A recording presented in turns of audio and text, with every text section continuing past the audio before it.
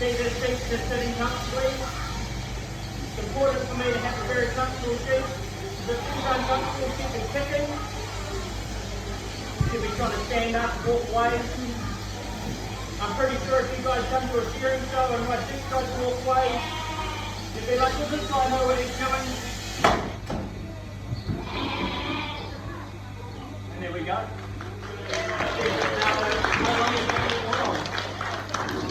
We'll just get her back in with the land just after we ask her how old she is. Excuse me, ma'am, how old are you? She's 4. She looked at her teeth. She told me without saying anything. So we measure how old a tooth is by its teeth.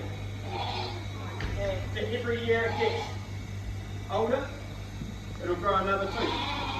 So when she's 1 year old, she'll have 2 teeth in the front.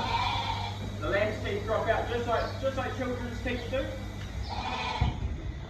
And they'll go